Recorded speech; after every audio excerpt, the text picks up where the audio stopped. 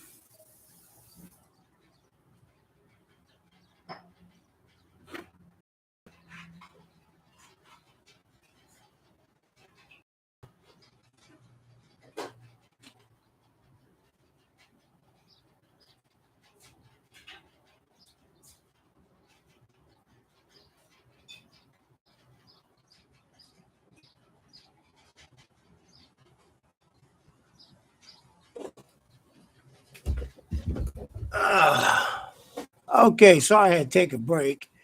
Short pause. I'll be probably doing that a little bit more so doing this than I normally do. I got a head cold, and I'm getting me some Alka-Seltzer Plus to help me with my head cold. It's kind of throwing me my equilibrium off balance. We got stopped up congestion. You know, Keep that in mind when you, as summer is swinging in, winter is moving out, and all of a sudden, what you did, what you didn't get in the winter, you're getting somewhere in the spring and summer.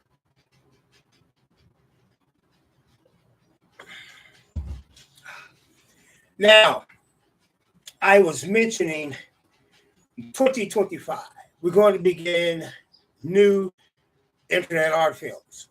I have on, and this is kind of a template. It's not set in stone. I don't want to do what Marvel Cinematic Universe has done to themselves. We'll discuss a little more of that in detail in the film and cinema context, but I don't like to give away too much stuff. It just don't make sense to lay out groundwork for a complete plot-wise, character-wise, and so forth and so on, and then all of a sudden certain things happen and you're sitting there looking crazy, you know. But I'll be making. I got on the board for 2025 3 more internet art films, which I will be, of course, creating, writing, production-wise, getting on to that. I'm not really sure what titles will be coming first, second, third, whatever. I just know this is what's in the pot. I want to do my own version of a Superman film. You know, will I actually go through with this? Will I do that? Right now, it's in the pot. You know, I have some ideas. I'm not trying to create Clark Kent. Don't get me wrong. I said my own version. So it's going to be completely my own version of Superman. I have in the mix in the thought process of doing another Sokobo film. I'm going to do one regardless, but will I begin somewhere around 2025 or somewhere down that road? It's in the pot. I'm thinking about it. You know, the third film, which is called, I have a title, which is called Sokobo, The Godmen Wars, which takes place in between the last 2 that I just made. Not just made previously. And that gives some credence to the storyline, the plot that's supposedly is going to happen. You got Rowan that's going to be mixed in there because we met Rowan in the first internet art film, The Through Awards. We met him then. He alluded to some things happening at some other given time. It seemed that Sokobo had somehow forgotten about his interactions with Rowan. Why he did that is probably, who knows? Maybe it's a plot device. We can use that, you know. Who knows? That second film, The Little Kingdom Wars, took place before the Through Awards, which alluded to events with Sokobo and Queen Nubia. There's some things there that can be talked upon, expanded upon within the context of the Godmen Wars, since this is set in between. You see what I mean? So it's going to be interesting how these play out if I decide to do that. Now, one of the other films I want to work on, and I'm toying with some concepts and effects and digital makeup stuff within the web series, Hardliner, Omega Man, Quarter Lash, the web series, that I want to expand upon in this new internet art film that I'm thinking about. It's in the pot. I'm creating some concept work, some story treatment. It's going to be called The Gaboons. Now, in African, that means brood of vipers. So I could title it The Brood of Vipers, but I like that word, The Gaboons, because in English, shortened up, that means a gibbon, an ape. But in African language, it means brood of vipers. It's like, oh. So The Brood of Vipers is a story that I'm going to thinly tell you is about control, people who want control. Also, it will take place, it will condense American history from the 1920s all the way to the 1980s into a storyline. That's all I'm going to give you. Now, I think that's something I can work on.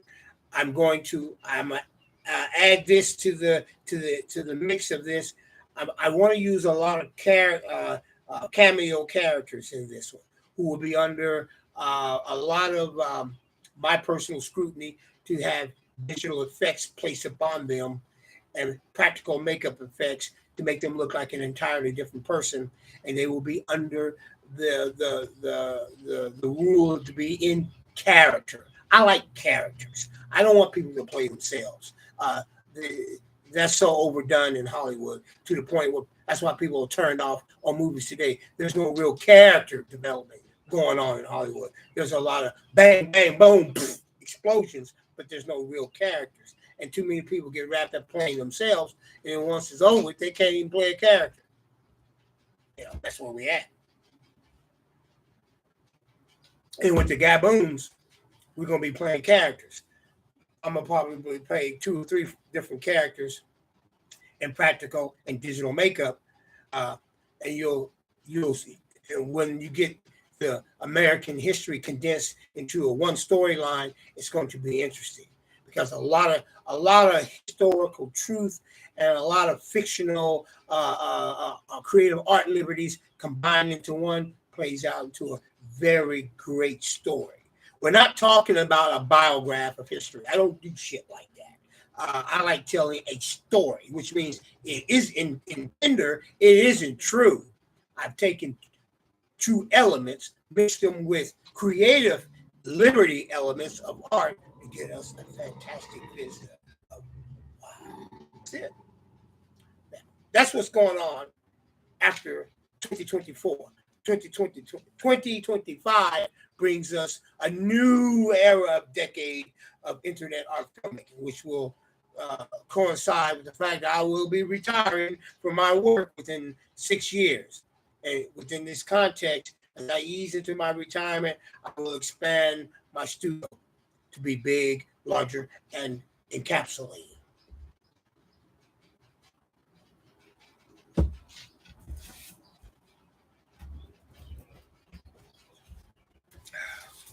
I hope that's going to, within the context, and I don't work on internet art films to entertain no one, so don't get that construed. But I hope that some of those that want to be entertained will find something in that. I don't take this the wrong way, but I don't care what people think. I don't care if they get entertained. You want to go entertained, you do like I do. You go watch a movie from Hollywood and get your entertainment. You pay to see that. You don't pay to see my internet art films. They're for free. I put them on DVDs. I put them in the stores. I got 4 locations. I 4 locations that I put my DVDs in Wichita.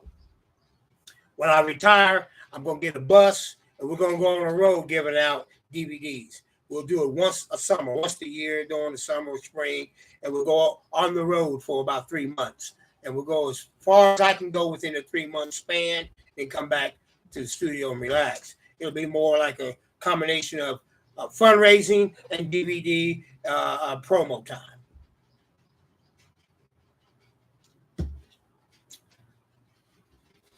Now, I got on here that I wrote some time ago. I don't know if I got much discussion on it. Build your own library information system, offline books, and so forth, without being attached to the computer. Somewhere in my journey, I have gotten to the point where I don't like to be totally connected to the system. I just don't. I'm an independent American nationalist, and that's just the way I am. I like a lot of my little bit of freedom to control my arena. And when I say control, I do mean control. We all got control issues. Some of us got extreme control issues. Some of us have our control under control. Others don't know that they're being controlled, but want to control some others. And it gets really complicated as you go to person to person to person to person. But I feel that we have to have, I like books, and that's where I'm headed with this conversation. And I notice books are becoming obsolete. You read them on the website. You read them on your tablets and your other mechanisms that you got. But your books in totality, the cover, the smell of them, the reading of them, and so forth, is becoming an old thing. I can see it disappearing like the phone that we used to have at the house. Used to have a cord to it. Wake up several years later, 8, 9 years later, and everybody's got this box in their hand, and their head's always down like this here, and they're doing this number.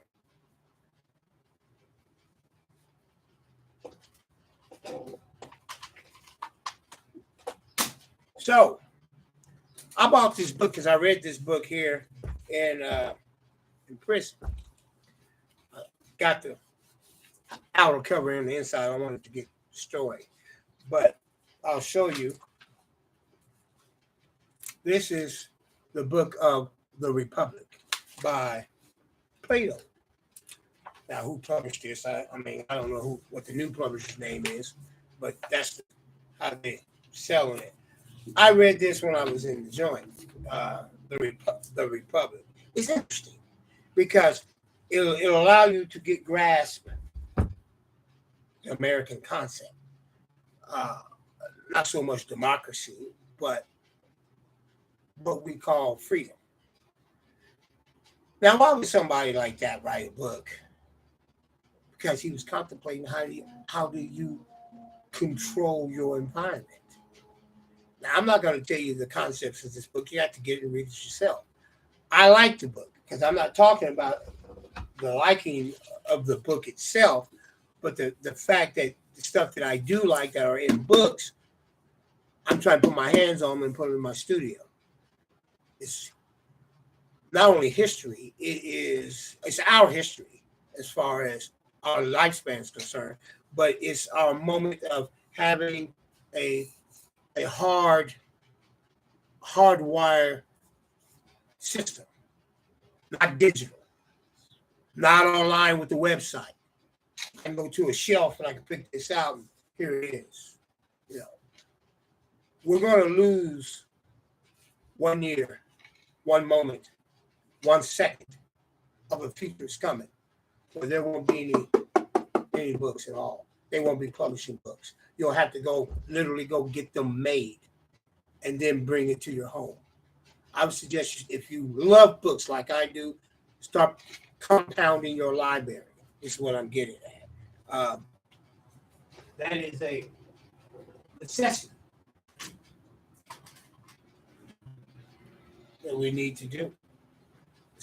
It's unfortunately, digital is taking out a lot of our things that we are accustomed to.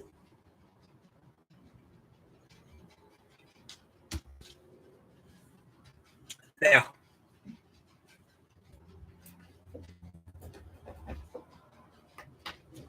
I think tied into that is you have these corporations, all of them. They are influenced by the social media. It's building into some sort of corporate fascism where they're trying to please social media. Keep it in context of filmmaking. They want to see what the audience wants and how they were going to react long before they put out the product. So the audience are dictating to the corporate world what we want to see, how we want to see it. Really, I don't give a good goddamn how you make your movie. Just make it. And if I don't like it, I don't like it. But see, the corporate world, they got to have that money. So they're going to tap dance all the way to the bank on what you may like, what they think you might want to see. Now, this is a corporate fascism going on in America at this time. Corporations got the money.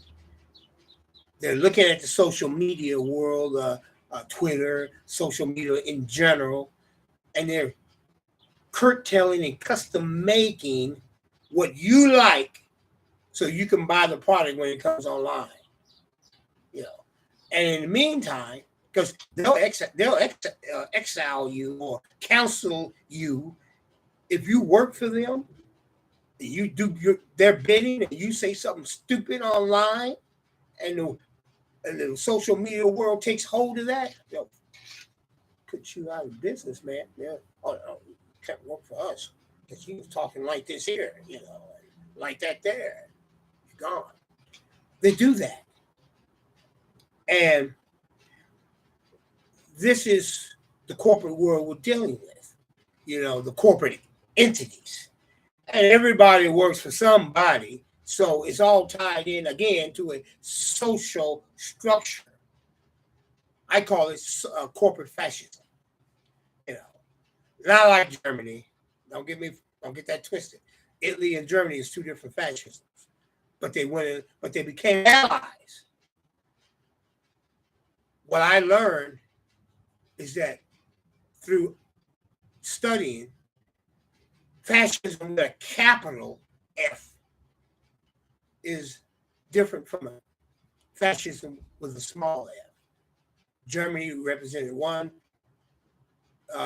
Italy represented the other, because Germany took what they did liked about fascism and then molded it into what they wanted. That became a greater, stronger fascism. While the Italy's fascism was based off of Marxism, but they used certain elements to get what they wanted. Not like Germany, but because it started before Germany. Germany sat there and looked at them like, maybe we can curtail some of that.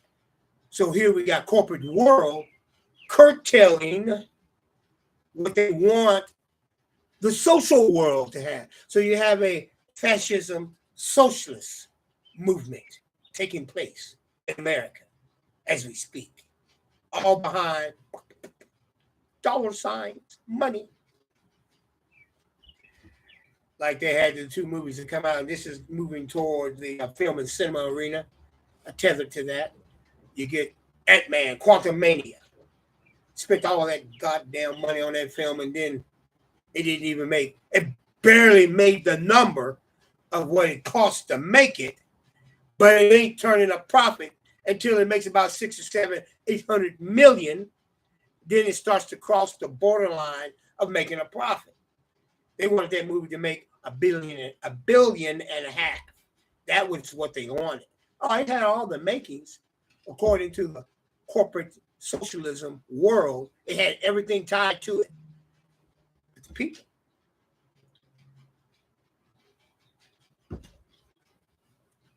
they didn't buy into it. I haven't watched the movie myself, and I'm getting to the point where I'm gonna quit listening to other people talk about it and just look at it. But they destroyed it before it got out there due to a number of key factors. You got an actor that was blown up to be a super page movie star. Yeah, he had a little bit of theater work behind him, but he ain't did nothing yet. Let him earn his keep. Then they should have kept him in the corner in the shadows. Never should have come out and said he's going to be the star for the next, not only the web series content, but we're going to make him the star of the next two movies of the Avengers, Dynasty, and Avengers Secret Wars. No, that was a bad move from the beginning. Too long of a timeline to make him that great. Let him come out, and then you put him in Ant-Man as the main villain. Then you kill him, and then you say some stuff like, "Oh, we got a whole plethora of Kanes in this Coliseum." Ooh, you just bored me already. I ain't even seen the movie. Those elements should have been surprises and key plot devices down the road. Don't tell people that right up front. And this is what the corporate fascist and socialist world told them up front, trying to tap dance to their likings. But all of this gobbledygook about people changing their genders and so forth and so on and whatever, all that mixed into one. And you got people, the Me Too movement, all of that mixed into this. And they're taking all of that and trying to make a goddamn movie. Man, just make your movie. You know, leave that shit alone. You know, why are you concerning yourself about someone's gender? Don't make sense. I don't worry about someone's gender. I don't care. You call yourself a cucumber, all I give a fuck. I don't care what you want to call yourself. I will say, okay, you know, that's you. I don't have to live with you. This is what's wrong with the corporate world. They trying to get in your business to the point where the socialist part of them is trying to control everything that is going on with that one or the masses. You know, that's how that fascism works. They want to get into the mass of people and then tinker with the socialist part of it. That's why the film technically failed, you know, at the box office. Came down to it was all about ticket sales, and nobody could make heads and tails of it. You got a villain, you got two villains in there. I think they tell me that Modoc or whatever, you made an ass out of him. You know, he's not even that great of a villain anyway. I mean, the comic people know he ain't that great. Kang is substandard at best, substandard. You should have made him tie into his appearance and tether should have been the coming of Galactus. That's what you should have done. The Kang Dynasty, Kang the Conqueror. Nobody gives a shit. I'm a comic book man. Let's look at your stuff here. I don't give a shit about that. What makes a storyline is that Kang is tied to a greater element, Galactus. That's what you should have worked on. Should have said, okay, we're going to have Kang in here. Nobody's going to know it until he shows up. His reasonings are not going to be clear until you see Galactus, which will be in the Fantastic Four. Everybody would have been so fucked up. They would have loved it. Now, what did you do? You made this actor who nobody gives a shit about. You made him the whole thing. Now he's tied up with a damn domestic cases. They're ambivalent about kids. The social fascist world now is going, oh, we don't know if we want to go on with him in the Kang Dynasty. You shouldn't have never made him all of that in the beginning, nitwit. Quit trying to follow the social media world. Social media, like, shit. They're putting on a dog's tail. Next thing they're wearing a monkey booty. They don't know what the fuck they're going to do. You can make a movie and the audience love it. Next day they hate it. That's the social world. For real. Any filmmaker worth their salt knows you can make a great film today and tomorrow they hate your ass. That's how it is. In the film world, everybody is a real filmmaker know that. They will not love all of your shit. Ask Steven Spielberg. Do everybody love his work to death? No. They like minuscules or pieces of his work. I love The Raiders of the Lost Ark. Do I like a Ready Player One? Never looked at it. Won't. Give a fuck if it's directed by Steven Spielberg. I'm not looking at it. Because I don't want to look at it. I like his Raiders of the Lost Ark. It's the best. I like his Jaws. Now, when it comes to just Indiana Jones, I like the first one. That's number one, without a doubt. Do I like Last Crusade? Can't stand it. Now, a lot of people love it. I can't stand it. Why? Because Sean Connery played a nitwit. He should have been like his son. Why? Because I like Indiana Jones. Now, I like the idea he had a dad, and his dad was somewhat into archaeology. That was the good part. I thought he should have had a whip. He should have been more of an adventurous. That's where he got his shit from. He got his shit from some other guy he didn't even know, which is okay. But I don't love the story. It's like the last one I like out of all five, because I believe the one they're making right now, I'm going to love it. And people already talking, the social was already talking bad about it. Oh, they got that woman in there. Who gives a shit about that woman in there? Indiana Jones, this is his last role. This is Harrison Ford's last film as Indiana Jones, unless they de-aging for the next 2 or 3. He will not be making another one. This is good. I love it.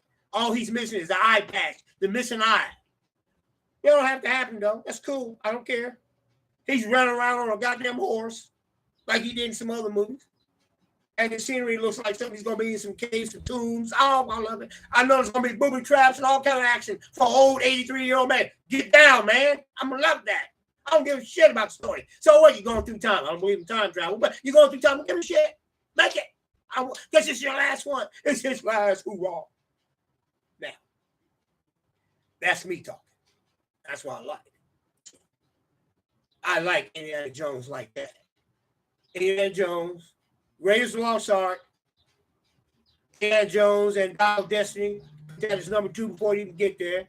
Number 3, Indiana Jones, Kingdom of Crystal Skull. A lot of people don't like that. Fuck you. I don't care. I love it because it was supposedly his last role at the Dice.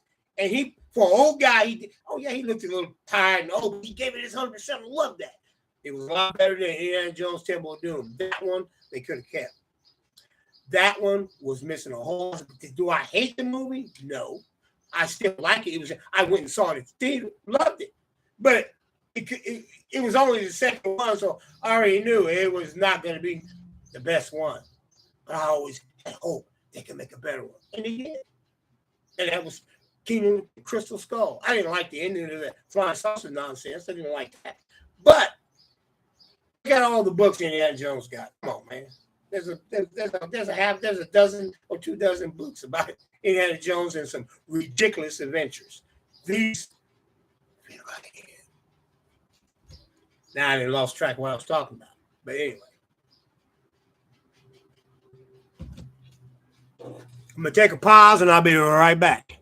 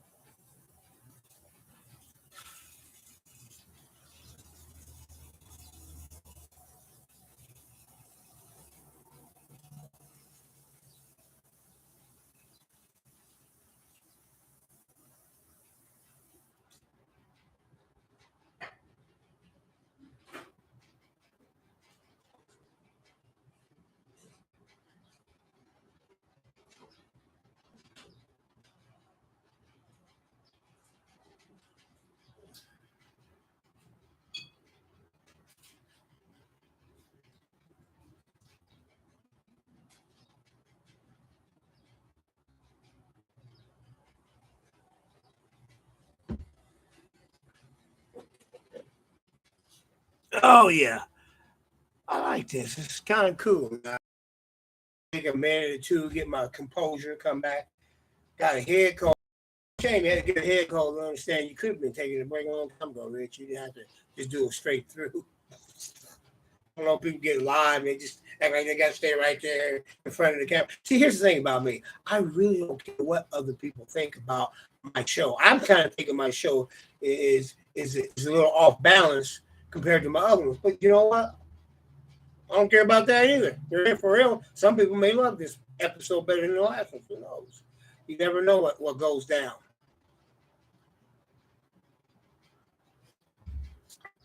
And all of that is due to my head cold and equilibrium. I can hear, but it's throwing my balance off. And here you got stopped up congestion, trying to deal with that. And checking out my hair. She's looking good. I got my makeup in my hair. My dye color. I like that when I do my promos. It's kind of got shades of these blues in it. But anyway, getting back to the corporate fascism socialist concept world. God, social media has changed the way we do business in general. Because I notice I don't go to the grocery store that much anymore. I order myself online, socially, to bring it to me. I don't go out and mingle, fight the crowds, do all that. And typically, in the past, there was no social world like this, so there was no comparison. You just did what you had to do. Now, between the two existing now, it depends on how I am. If I got other things I need to do, I'm ordering online. It could be at the door later, at whatever time. The conveniency is more in line and neededness. If I need it right now, etc., then I'll go get it and so forth. But if it can be delayed till later to meet my schedule, then that seems to work out for convenience. Now, we're going to move on to film and cinema. I think I've talked enough about the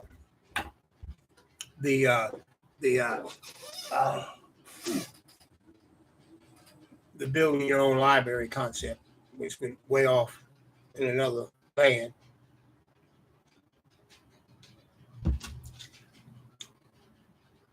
Film and cinema.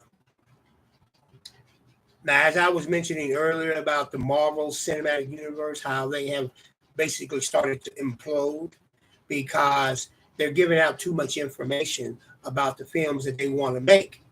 And they started with the character that's playing the character Kane, the actor who's playing the character Kane. I'm not bashing him. I don't really. I mean, on average, everybody says he's a good actor, and which is expected when you're pushing about $3 million, $4 million in promo to push him out there like a big shot, Humphrey Bogart or any other actor you can think of. I don't know why I said his name, but he's a big actor. Bam. Here's a fact. Arnold Schwarzenegger was never going to get an Oscar in life. We knew this. So as an actor, we did not expect much out of him. Come to find out, he's not bad with comedy. He seems to be great at comedy compared to his action films. His action films are expected because that's what we expect of him. But his comedy seems to be great. Twins. I didn't even watch the movie. Never looked at it. But it made a lot of money. And they're still talking about doing a sequel 35, 40 years later. They're still talking about it. Now, we also knew that Sylvester Stallone was never looked upon as a Shakespearean actor. We already knew this. The way he talked, he was more of a New York, Buffalo goon than anything. We knew that. Well, he's great at doing action films. But when he did Rambo, the first one, the ending, actually, it's not bad. But see, I seen one of his films that he did that's not getting a lot of recognition when he played a Jimmy Hoffa type, a mobster union leader, and he gets killed in the end. He actually did a great job in that film as an actor. You never will get credentials for it. They give it to him now. It's just like I can just see him taking that award. Like, yeah, 40 years later, now they want to recognize me. But we knew that. That putting those two, and I can go on and on and on with actors who we know aren't great actors, but yet they're in films. That's what they should have done with this character actor who's playing Kane. Let his own worth speak. Don't put so much money and fluff into him so soon. I mean, I can understand you got one film you want to do that. This man was blown up before he even got the part, and next thing you know, he was told he's going to do he's in a whole series of Disney shows with Loki and so forth. And it's like, first of all, and they did it for various reasons, but mainly money, to institute a load of money off this one actor because they didn't put all their money in. Then they give him the role of Kane, and he's going to be through he's going to be just all through the whole. And see, it's not a problem doing that. It's you telling the people up front, this is what you're going to do. And you're left with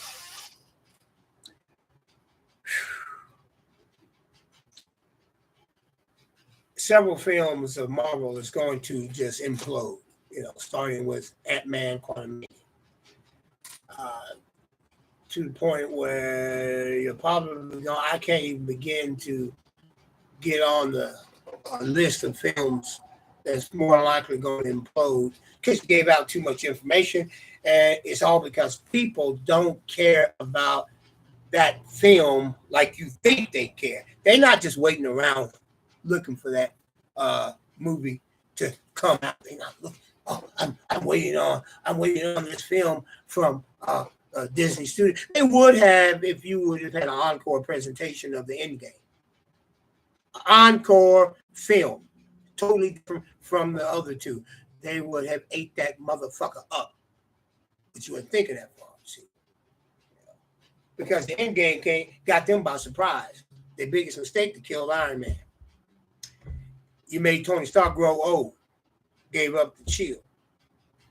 You killed Black Widow. Yeah, it's the Endgame, all right, for Marvel. Yeah. Pretty much done.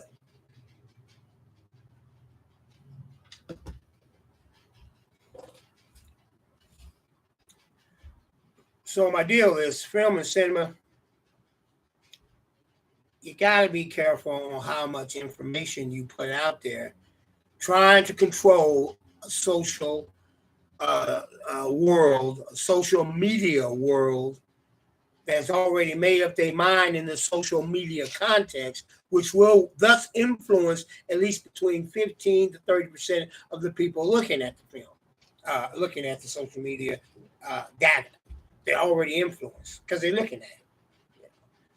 I got influenced, by reading the stats on Quantumania. But I wasn't going to look at it, but now I'm back off social media rhetoric. I'm going to take a look at it myself and judge for myself what I like. But see, people can't do that all of a sudden. They do get their influences, and they can't say they don't because they do. Because I do. Okay. We got more stuff from film and cinema, but within the context of that, let me briefly jump into the comic auctions on eBay. If you haven't been to RG Studios and Collectibles, RG Studios Collectibles on eBay, I have auctions going and coming and going. You need to get on there, bid. This is where my studio makes its revenue to make its films. Yes, I do. We don't get ticket sales and butts in seats. We don't do that. What we do at RG Studios is we put stuff on there for you to buy, bid on. I got stuff like this right here. Picked it up at a estate sale, and it's still closed up. It hasn't been open. Can't give you details why they went away. Maybe the people died. State sale means a state sale. I show up, I get what I want, I bring it home, I sell it on eBay. Here is a head and temple massager. You can pick this up on my eBay, RG Studios Collectibles. You go there, you make the bid, and you'll find this on there. That's just one of many. Pick up another item at a state sale. If you need some plugs and stuff like that, what is this thing called? It's the surge protector. That's how they got it on here. Electronics. You can pick up this electronic piece. You can tell by looking at it what it is. You can pick that up on eBay. For those of you out there who's got hair on your head, unlike me, you can get this haircut. Pick this up. Women out there, you want something to do your hair, pick that up at RG Studios and Collectibles. And of course, I got comic books galore. Always got stuff coming in. Right here we got, it's a CGC, My Greatest Adventure 14. You can pick that up on eBay. RG Studios Collectibles. Pick that up. Bid on it. Go pick it up. I just had stuff going off 2 or 3 days ago. People got away with murder. These things, this here is a 1.8. That's an average $120. You probably can pick it up for 30 or 40 bucks. That's what they were picking up the last ones for. And it had better numbers than 1.8. Got Iron Man. If you like Iron Man, this will be on there. Won't go through the book itself, but I'll tell you that this is 196, which is quite deep in Iron Man. Iron Man went past a couple of hundred numbers. But it's old, but not that old.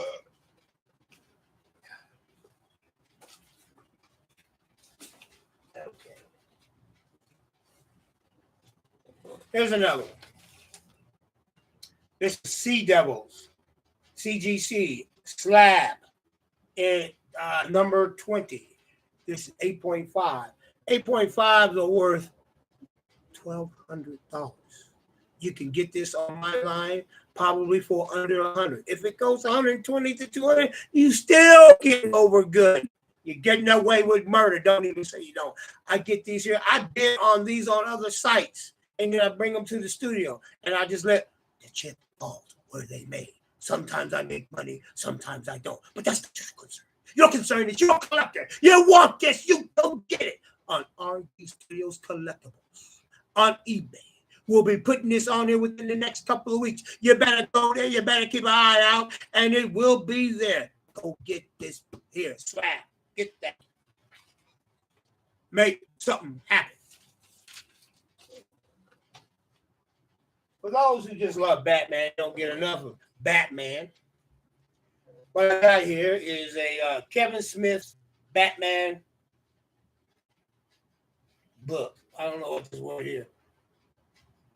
I don't want to say it. It sounds degrading. Like I'm a Capone. I don't know.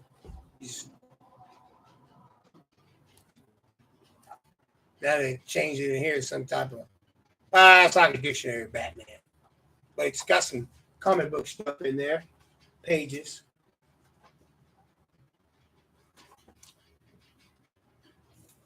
It will be on eBay. Go get that. I don't read much of those books like that, those illustrated books. I don't. But I'm a collector. And I know other collectors like stuff like that. And that's why I put it on there for them. You know, not so much for me. If it was for me, it'd be on this goddamn wall back here. Now, here we go. Defenders 67. Get that book there. Pick it up on my eBay site. It will be RG Studios Collectibles on eBay. Pick it up for probably $4. I'll start out at $1, but I bet you won't pay no more than $4 for it. If you ain't got $4, don't waste your time. Yeah, don't waste your time. Adventure Comics. This one here is $3.66. Now, Adventure Comics is way up there. Half a grand. I think it went past 1,000. Adventure Comics. Adventure. This is the old ones of Superman in there, or Superboy, I should say. Superboy, yeah. Adventure Comics featuring Superboy and the Legions of Superheroes. That's what they should be making a TV series about. Stuff like this here. This is where the myth and the core of Superman is. That's right here. Go on RG Studios Collectibles. Pick that up because the investors are bamming at the door and they want their money back, but they're not going to get it. A little nostalgia in there for you. Now, I kind of like these books here. These ones here. This is Brave and the Bold before Batman got involved. And this is 21. For some time, I do now, but for some time ago, I never knew that these existed, that there was books before Batman got involved. Because Brave and the Bold was about stories like this here. See what I'm saying? This is a slab, and this is 5.0. They are worth $600. You could pick this up for $80 on RG Studios and Collectibles eBay. I guarantee it won't go past 100. You get over there and you get this slab. I had to fight for this one here. I got lucky. I do admit I got lucky and paid only $30 for it. So I guarantee it. You won't pay over $80 for this book. You might get it for $40. I got lucky on that one. Because the auction house was full today. And everybody got what they wanted, and they didn't want no more. When this showed up, it squeezed on by. And I ain't gonna lie to you. I thought I could make a profit off of it. I could sell it, make a little bit off of it, since it eased on through the door. It is an oldie, 19 what? That looks like about 1960 something. 1959. Ooh.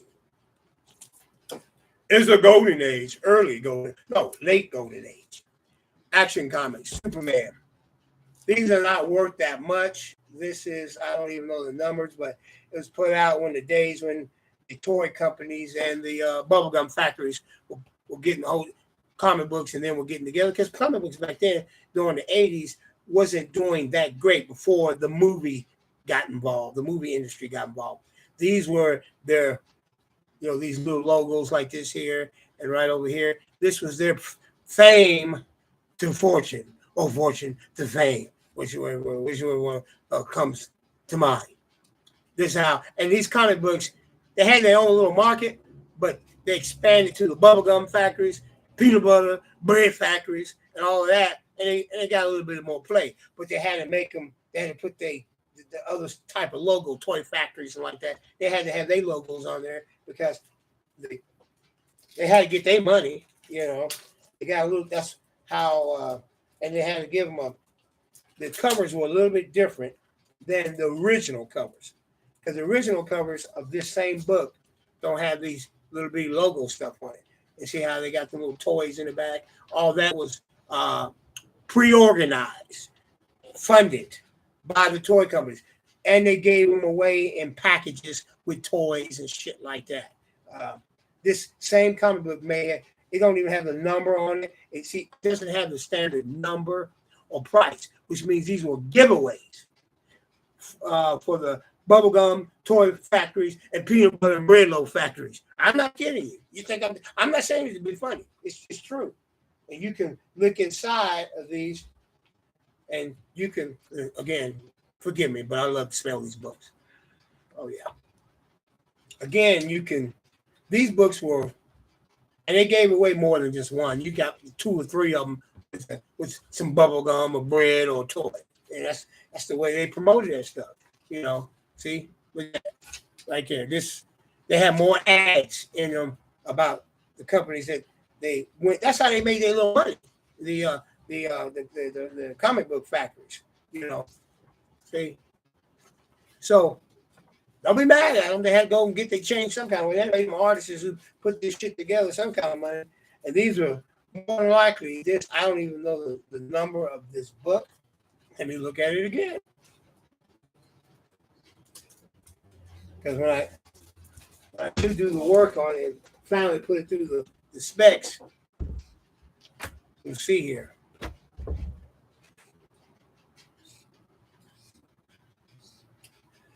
Action Comics, Volume 41, number 4. Is that 480? 488. No, 486.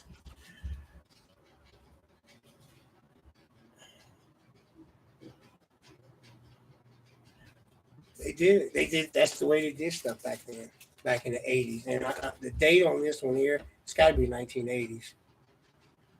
No, 1978. Started early. I'll tell you. Well, that's the way they did that then.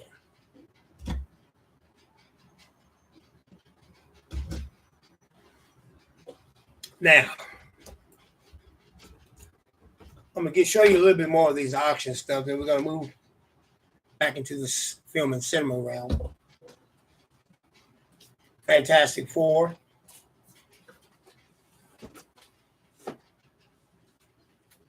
A Marvel book called Not Brand.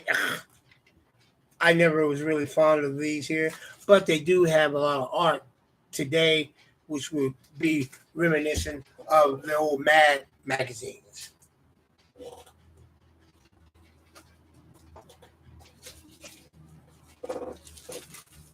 This is a World's Finest. This is a big slab. Probably because the book is a little bigger than normal. World's Finest, number 61. Oh boy. Has no date on it. Ooh. Now see, that's gonna be a rare collection there. It's an Australian edition. There's no date. Oh my God. 1.5. That book's gonna be worth some money. Now, normally a 1.5 to 120. I see this easy doing $500. Easy. Because of the fact that it's a golden age. It has to be within the 40s. 40s. Gotta be. But the date on when they did this book, no telling. And that makes it rare. You don't know the original time they reprinted that. You just don't know. This is Sparkling Stars Comics. Never bought any of these. 64 pages, number 21. It's a golden age. Like that kind of book, go to RG Studios Collectibles on eBay. And if you don't like or you get time, go to Patreon account. Look up RG Studios. Become a patron. The studio makes its revenue through comics and Patreon. Patreon is for the people who love art. You may not necessarily collect RG Studios internet art prop stuff, but you like the fact of the art itself. I like this art, but I'm not putting it on my wall, but I do like it. So I help put it out there by reselling it on my eBay. Go to Patreon. Be a member of RG Studios and donate $3 a month to the studio. This helps us buy stuff, build sets, do other things with other filmmakers, and create fantastic art. Sad side. You like comics like this here? I necessarily don't, but I got a cousin. He's deceased now. Love this stuff. And these are comics too. Superheroes ain't the only comics in the world. Comics started with what they called them back in the day, funnies. That's what they called them. It wasn't for the funnies, there'd be no superheroes today. They wouldn't have any pages or books to come into. So the funnies existed long before the superhero, Batman, Superman. It was the funnies, and they had a slew of characters.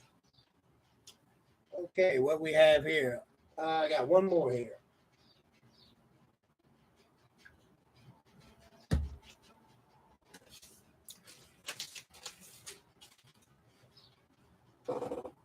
And I don't know too many people that don't like the Incredible Hulk. Hulk is so well loved that they misused him in Endgame and Infinity Wars. They misused him. And they haven't made a real Hulk film like they could. Now, I do give them one credit to their making of Hulk. Hulk always had crazy stories, and this is one of them right here. And this one is number 109.8.5. That's book is worth $1,200. You can easily get this for about $200 on RG Studios Collectibles. More than you start to bid, I'm gonna start to bid at $1. Get in there and get this book. Make them, and if you think they need to fight for it, make them do it. You can get this book, and you might get away with paying only $65. This is a good one. Now get back to the story. This one here simply is titled Monster Triumphant. Who's the monster? The second Frankenstein, of course. Nick Fury's involved. Then you got the Mandarin, who's the villain for Iron Man. This is how crazy his storylines have gotten. For 100 issues, Hulk had the most craziest goddamn storylines ever. Why don't they adopt that concept? Already they're doing it.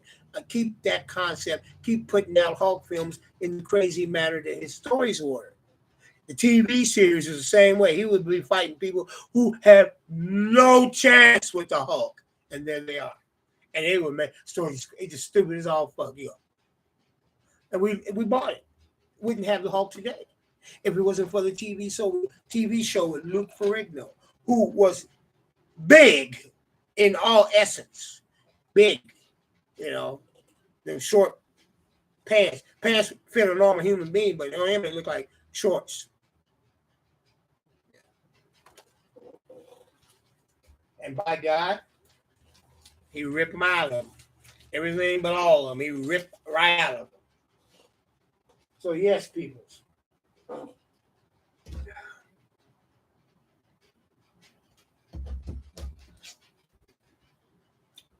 Now, in the context of film and cinema, I have wrote down here something that hit me one day about expression and cultivating art, independent art.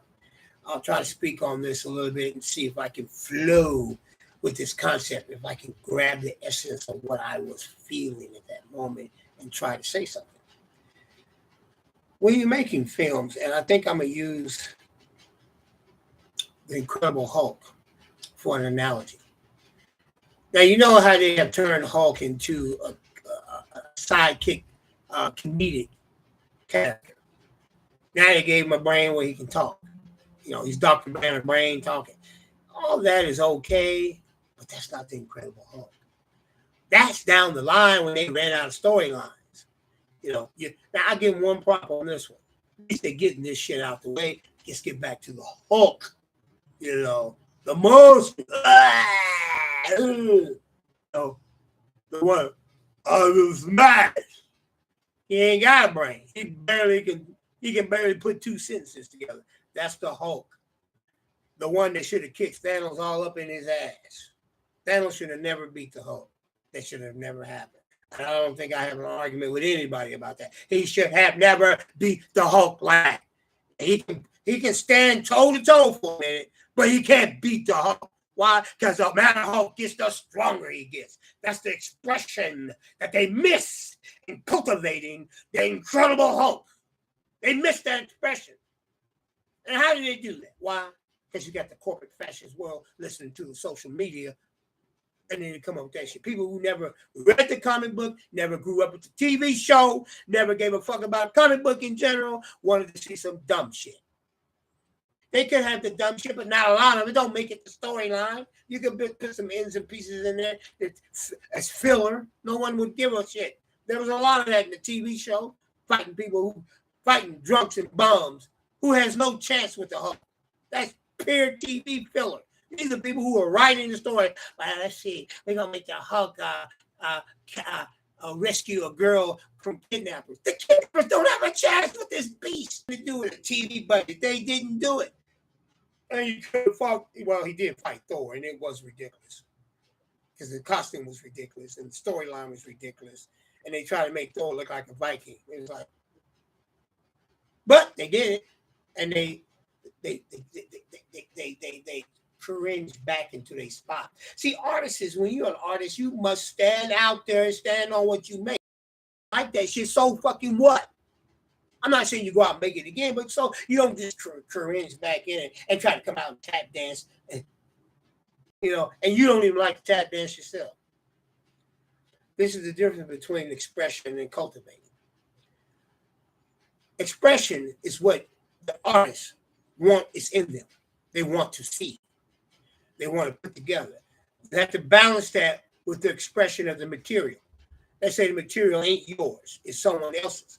It's a book. It's a redo of another film. Then you get the expression of that put in, and as that is cultivated, you put that as a film. Fuck what somebody's saying on the sidelines. You wait until I'm done with this movie. You want to do it different. You be a filmmaker. And then you come put your work to that and see what they say about it. Because I can guarantee you out of 100 movies, they're only going to like 4 of them. The rest of them they can't stand. And they'll sprinkle a whole bunch of them out. Like, this is okay, that was okay. But there's only going to be one champion in 100 movies. One. You understand me? So it just stands to us. Certain films are only going to get liked. And most of the time people like in movies the way they like them.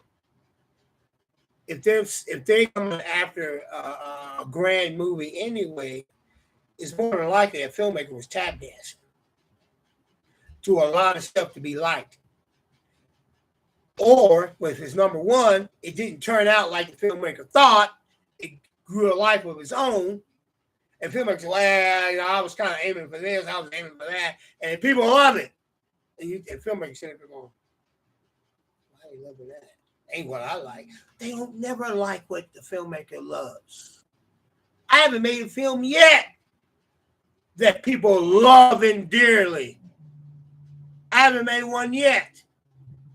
Yeah, there's some liking out there, but I'm talking about they falling head over heels. I ain't made one yet, what they call a blockbuster hit. Because those are blockbusters are films that are tailor-made from the fascist socialist concept. I'm gonna put in there with the people. I'm fan servicing most of it. You know, I get the writers. People want to get. Oh, let's say the person who speaks for the Batman, Kevin. God rip it, rest his soul. You get. I know. People gonna like. He's the current Batman voice. We'll get him. We'll get who plays the Joker best. Or we'll get Mark Hamill. He plays that. Try somebody else. You know people gonna like Mark Hamilton. That's a given. And you know people gonna like if you could get Kevin to play Batman, they're gonna like it.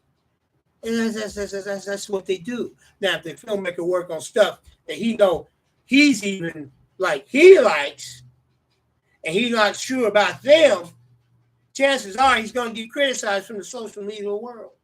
Oh, he should like somebody else. I don't like him. You criticize him before you even see the damn thing. I do it too. I do it all the time. So I know. And I'm a filmmaker. I know. So I stick to what I like. I don't care what everybody else likes. I hope they like it, but I don't care what they like. Corporate fascists, they have to balance that act. They got to, well, they spend $250 million on this. I don't know. They don't love that shit. They don't even like that. Now, I just saw a clip weeks ago about Furious 5, Furious 6, whatever the fuck that was. The fast movies. Of the tank scene on the highway. Most ridiculous, outrageous shit I've ever seen in my life. Don't get me. I don't watch those types of films anymore. I used to when they made Gone in 60 Seconds back in the 70s. I used to like car chase movies when cars were fresh and new. And after the movie Bullet, we start seeing more car chase movies to the point where even today, in 4,000 films, you're going to get at least 6 or 7 of them, without question, spend a lot of time with car chase stuff. It's embedded into society now. So it's typical. It used to be a plot device mechanism. It is now story lineage. They get in the car chase. Oh, we get these best people who've done this, they can get us car chase. And we get cars that roll like this, like that, and they go all sorts of visualizations. I thought that scene in Furious 5 or whatever, Fast and Furious, was overdone. Vin Diesel, Diesel Weasel, grabbing onto a cable to go across a bridge, save a woman, he goes and then turns a certain way. His backside hits the windshield, saves both of them.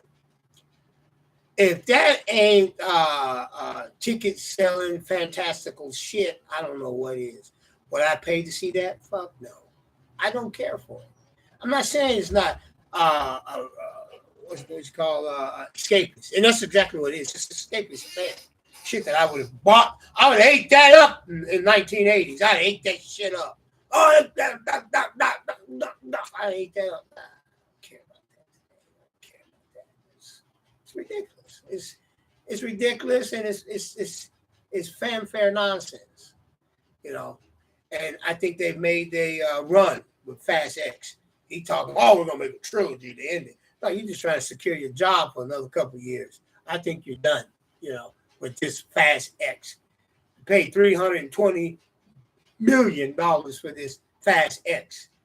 And all it's made is 327, something like that. It ain't made his money back. That's a collection of the entire world. And you got to split that up between the pies.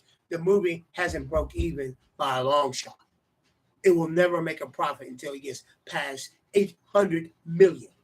So they spent $500 million in production and marketing, and it ain't even made. It needs to make another 200 million right now just to break even in the spending. And to make a profit, it has to go into 800 million because there's too many other people they got to share that money with. Ridiculous movie. I looked at the plot of it. Aquaman. And I have never seen the first one. Aquaman. They got a second one. He's playing the villain. He's tired of playing Tootie Goose Shoe. I thought you were strange from the beginning. I never saw you as a great actor. Momoyo, whatever your name is. I don't know if I slaughter it. I never seen you as a great actor. I really did. And I thought your scenes in Justice League were overplayed. You know, they could have cut you down by a long shot. Aquaman is a sub character. He never was nothing in the comic book arena. And the first film only got off because everybody wanted to see DC make it. You know, it's gonna be a failure. Second one. And the clip of the fast tank scene, stupid escapism, no acting character. It lacks character development. Vin Diesel can't act. There's no Oscar ever coming his way, ever in life. Not even for an honorable try. Never, ever coming. You know, you're done. You might as well find something else you can do in the film business. Not producing that same trash you're doing. You may do that to make money, but if you want to get some fame and fortune and some credibility or recognition, try something else. Okay. Well, I'm going to spend these last few minutes talking about production plan. Young filmmakers out there. When you want to make a film, I will have to go back to when I made my first Super 8 production, 1979. My plan was on about 5 sheets of paper. Where I'm going to shoot it, who's going to be in it, how much film I'm going to use, and how much money I'm going to spend. Pretty much like that there. Write those down. Re-look at what I just said. You write those down. That's your plan right there. When you are, and more likely, if you don't have no more than 3 people in film, don't make up a whole bunch of characters. You ain't gonna do it to make yourself mad trying to figure out who's gonna play what. Your plan should be attainable. That's what you have to do. I shot my first film in my grandmother's backyard. That was the location. And the front yard. That was it. Now, what got thrown in there is I went around the block and shot an intro into getting to there. That was not planned. That was on the spot. So you got to be ready for improv. Improv can help your film a lot when you have a weak plan in the beginning. And I ain't gonna lie to you, the plan to shoot in the backyard and the front yard was very weak. So I made up some stuff before we got to there and did it on the spot. So no plan was needed for that because it was exciting at the moment. I just made it up as I went along. And then when we got to the backyard, we went with the plan, which was I got the doll. I have the gun, the missile gun or whatever. And I have 3 minutes of film. And that's all I wanted. And the reason why I did the intro, I had 9 minutes to start. I had extra film. Back then, you had to pay for every foot of film, where today you got an immense amount of digital at your hand, at your service. Then the plan to put the film at 3 minutes, which was the plan in the backyard anyway, 3 minutes and some, cartridge and a half, so say like maybe 4 or 5 minutes, and we shot the backyard. I wasn't no other people, it was me. Shot the scenes in the backyard. Shot them all the doll scenes first, and whatever doll scenes and me had to be would be second, and then all my solo shots. Shot them just in that order. And then the explosion that was for the doll was something that was going to be creative on the spot. Wasn't going to be like, oh, we're going to take weeks to plan an explosion. You don't have no money. So we have to do it cheap and creative. Took a board like this here, put a brick down, and on like a seesaw, and shot explosives into the air, dirt and gravel and debris in the air, and kept it off scene. And when it goes up, you see bits and particles and debris. That was the explosion effect. Those we shot solo and separate from all the other scenes, intercut them in the editing room. Damn it, I got a film. That's how it went. You want an example of that? Go watch my film on YouTube called The Murderer. It isn't the same film, but it is a technique. You'll see in the beginning, there are certain shots in there that was from the original film. It was used for credit scenes, but that gives you an idea. Oh, okay. All right. So that's a production plan in a nutshell right there. You know, you have to use those 4 elements. And if that's too weak for you, you're thinking way ahead of the game. You must got a lot of money to spend, because first you got to have somebody put in the film, how much film you're going to spend, what type of stuff you're going to put, where it's going to be filmed at, and you got to put your you got to have a location, which is the backyard. You got to do those things. You can keep it simple. Keep your first film simple. Leave a little room for improv so you can learn. That's how you do a production plan. So you relook at this, go over and over and relook it, learn, take some things from it. I'm not saying just do everything exactly the way I say it. Take some things from what I just said, go make your movie. Don't be playing with yourself. You got a movie in mind. You got, and remember, every filmmaker's idea is a great idea until somebody sees it and tell you that it stinks. So I can't tell you your idea is bad. Haven't seen your film yet. Don't know what you got planned. Don't know how it's going to go. Write your production plan. Keep it limited to 4 elements, 4 things. Follow through on it. Don't put a whole bunch of stuff up there that you can't do. You know you can't. Keep your characters limited to 1 to 5 people. You may not have 5. You may not have 3. You may only have 2. That's what you make your film, based on 2 people.